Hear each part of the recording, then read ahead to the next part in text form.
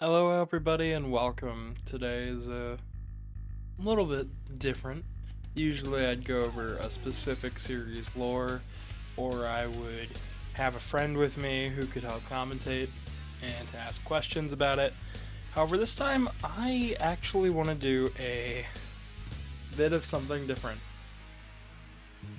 Many have noted that I am very critical of a certain YouTube channel known as Game Theory, and most of Matt Pat's theories. However, he released one recently titled something along the lines of Sonic lore doesn't matter, doesn't make sense, and from what people have told me, because I don't feel like giving him the ad revenue, the video itself is very derogative and just basically boos anybody who even attempts to make sense out of lore. And I think that is a really backwards way of thinking. So, let me start this video by explaining to you why I feel video game stories are so important. Growing up, I was not into reading. I did not like to read. I absolutely despised it. You're making me do what? Sit down and do what? Sit still? And I just can't. Just do not enjoy it. Learning to me was something that was very boring up until high school. I did not understand the whole point behind reading, learning. I didn't care. I figured I'd just figure it out myself by just doing it. And then I took a creative writing class and a film class, and I always thought movies were a bit better than books, and I thought games were better than that, and I've got a huge collection of games now. And I play these games pretty much constantly to make videos and stream for you guys. And I gotta say, the thing that got me interested in reading, in understanding things, was sci-fi lore. Specifically with a series called Power Rangers. It had heavy callbacks when I was growing up. There was things like SPD would have callbacks to Time Force, and Time Force would have callbacks to previous seasons, and it was just a long lineage of continuing story that began and continued to develop on its own, which I thought was super cool. But the thing that got me into video game lore specifically wasn't Sonic, it wasn't Mega Man, heck, it wasn't Super Mario, it wasn't something deep like Metroid. It was a game called Blaster Master Blasting Again. For those who don't know what this game is, it should be on your screen by now, but for what this is, it is a game where you control a main character in a tank, usually with a navigator along your side, and you go hunt down mutants, or monsters, or aliens, or whatever is the threat. And I thought this was so cool. You played as a character named Roddy in this game, and your sister in the game navigates you through the tunnels. And essentially all you're doing is going from point A to point B to try to stop the bosses, get upgrades, upgrade your tank, you get spider tanks, you get flying tanks, you get all sorts of stuff. And the tank controls less like a tank and more like a action platforming character, because this thing can jump, it can shoot, it can angle itself, it can climb up walls. The third person sections, because you can get out of this tank, of course, to solve puzzles, have Zelda / Contra style over the head shooting dungeons, which was a wild concept. I always loved that about this series, that you can play these games and you think you're getting a platformer, and then you get Zelda, and then it's a shooter, and then you realize you're playing a giant Metroid game with Zelda in it, and you have a gun. It's like Mega Man mixed with Metroid and Zelda, and I love it. I absolutely adore it. And then I grew up. I forgot about the series. but I still have my physical copy. It was the first game I ever bought with my own money. $8.99. Now the game isn't worth sleeping over, it was definitely a budget PS1 title, but it's worth a shot. And then a couple years go by and I'm nearing the end of high school. It's 2017. And I have this flood of memories come rushing back as I quickly realize there is a new Blaster Master game being made by Inti Creates. And this is what kickstarted it. I feverishly busted out my old PS2 copy. I started to play, and I realized, blasting again, there's gotta be other games in the series, right? And that's when I learned about Blaster Master on the NES, Blaster Master 2 on the Genesis, and Blaster Master Boy for Game Boy, which was just a Bomberman reskin.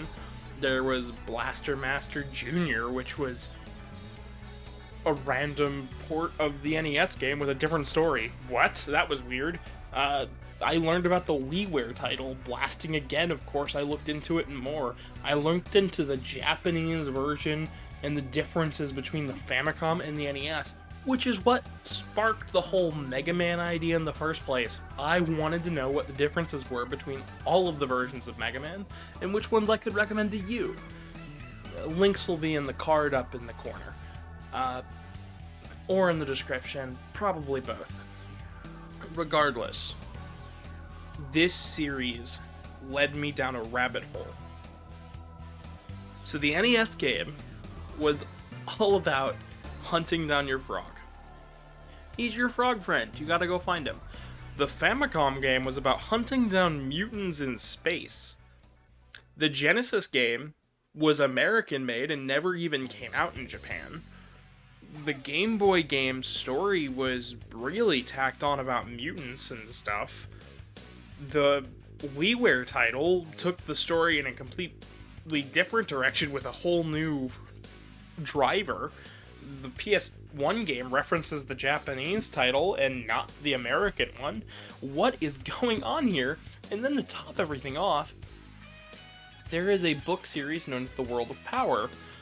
These were NES-style stories to get kids into reading about their favorite video games. And I sat and read it. And I found out that it merged the Japanese and the American lore that early on. And I went, whoa, this is wild. It introduced new characters, new framing. It brought in the whole fact that he wasn't just, once he made it to the hole, to find his frog, named Fred, by the way, that they was introduced to mutants, and that the tank Sophia the Third actually had a voice, and that they're a race of alien dragons that have long since been extinct. And I don't know if I can go into that much more detail. This game was something that made me really, really interested in the sci-fi genre, and really interested in stories and what inspired them. Because after that point, I realized I've heard a lot of these tropes places before. And I had started looking back at old TV and old serials, stuff like Flash Gordon, stuff like Lost in Space, the original series, which I found later did a whole research on for this channel, and maybe there might be a video coming up on that soon. You never know. But I learned a lot. And then when the Switch game came out, I played it. And it was a remake of the NES game. And I went, what? And it retold the story. You were hunting after your frog in the future, named Fred. You are a scientist. There was an ice age. There's mutants underground.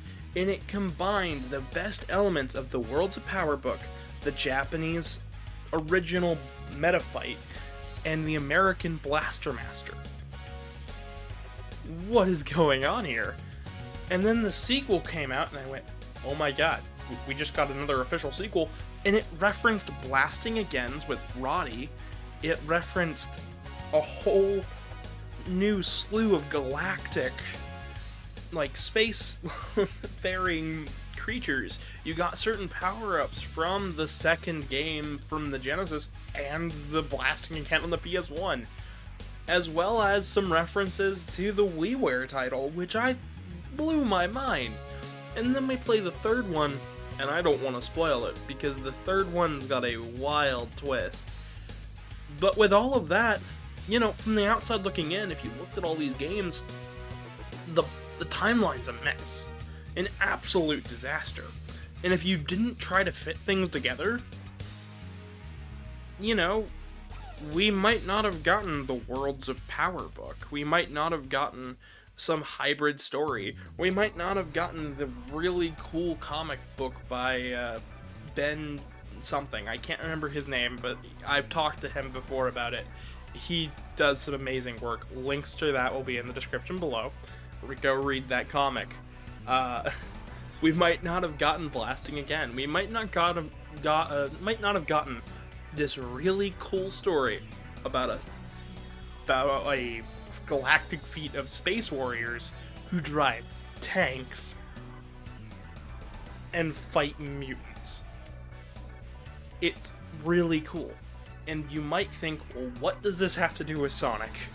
Well, it's more the fact that this lore that was a jumbled mess that took things and went in all different directions. Like, you could just look at it and shrug your shoulders and say the story doesn't matter. You could shrug your shoulders and go, yeah, whatever. But that's not what Inti Creates did when they went after the reboots. That's not what Blaster Master Blasting Again did. That's certainly not what the WiiWare title did. It all looked at each other and it got inspiration and it told similar stories. With Blaster Master Zero, the whole trilogy there, it tells one cohesive story that just really threw everything into a melting pot and said, we can make it work. So when I see MatPat's video talking about Sonic, it makes me think back to Blaster Master and go, there was a time where I probably would have been very dismissive about video game timelines. There could have been a very different me that would have shrugged off the entire idea that Sonic could have a timeline. It's a mess. We have the Archie comics, the Fleetway comics, the other UK comics. There was Brazilian comics. There was TV shows, nearly 5 of them, almost 6. We've gotten so many games, and at least 3 universes. But instead, I thought about it and I took the Blaster Master approach. What if we just combine it? What if we just figure it all out? And that's what I spent my time doing, and I tried to figure it out before Frontiers. And then Frontiers threw a wrench in the gears. But by the time I finished it, I think I got it figured out. And I worked on the script for it. And all I have to do now is record it.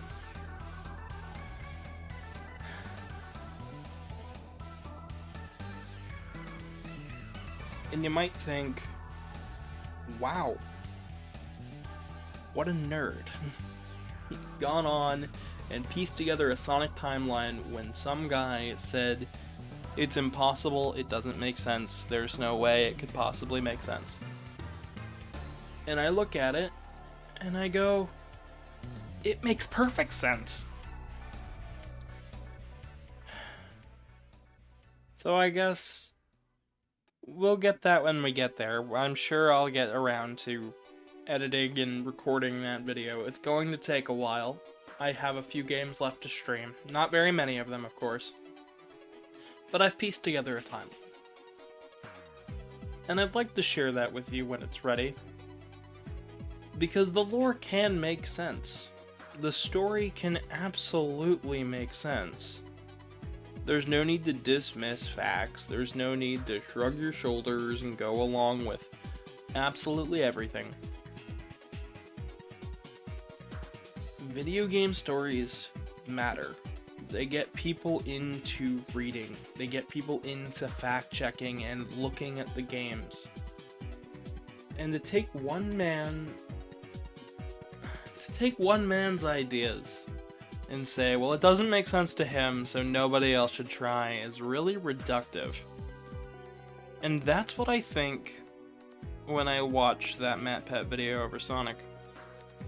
It's MatPat looking down at everybody and going, it doesn't make sense to me, so I'm going to shrug my shoulders and say no. Now, I've mentioned before that I don't like Five Nights at Freddy's lore. I think that's a little silly to go on, but I still like the attempt to try. Just because I'm not willing to do it doesn't mean that it's not there.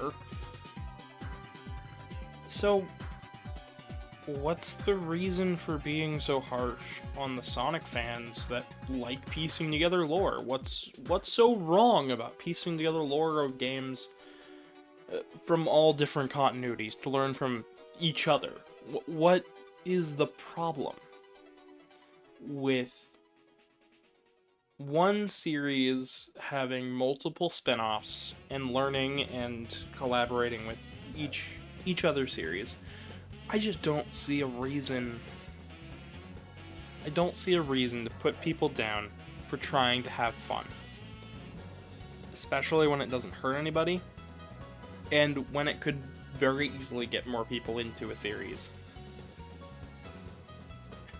The, MatPat's made many really, really wrong theories before. My bud, Reploid Revo, put out 2 videos disproving MatPat's Mega Man theories. Both of them. Showing why MatPat throws out lore bits. He just disregards it. Doesn't make sense to MatPat, so he's gonna throw it out. He doesn't like the way the Japanese game goes, so he's just gonna go with the American intent, which has long since been retconned. It just doesn't make sense. And to look at a series, I woke up and I saw that video and I just think, wow, that is the most reductive thought I have read all morning. So, if you're out there trying to make a Zelda timeline, if you're out there trying to piece together Mario lore and people are telling you, don't even try. If somebody's trying to do Rayman facts out there, if somebody is trying to piece together the lore of Lego City, or, you know, put all of the Just Dance games in some fictitious order, or, you know, look at Bomberman in some strange way to try to piece all the games together, or if you're just out there looking to have fun with the Pokemon series by piecing together timelines and figuring out the story. This is my video to you, fans out there of these series. Don't stop having fun. Don't stop putting together theories. Don't stop putting together timelines. And don't stop trying these games. Because you can either be put other people down for having fun, like MatPat, and tell them all, well, it doesn't make sense to me, so you shouldn't even try. Or you can just do it and have a blast while you do. Try to rack your head around it. Think yourself to the wall. Look at it from a new angle.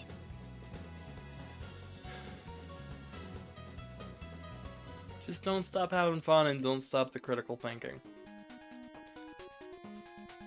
Because while video games helped me to learn a lot, I'm sure they mean a lot more to a lot of other people. And I think Sonic lore could be a very interesting topic. But I think that's all I've got to say on the topic. I suppose we'll stream Blaster Master sometime in the future. Probably later this year. And I'll elaborate on my thoughts there. Don't attack MatPat over this. don't attack any of his staff. But I wouldn't advise paying his theories any mind. He doesn't have any weight on these series. Heck, I think he only has weight on FNAF because he's made so many videos. But that's it for me. Thanks for listening to me ramble about why video game stories matter to me. I know it's not really, it's a little bit of a nothing video, but I've got more stuff on the way. So, I've been your humble host, Gavin the Kitty. Good night, everybody.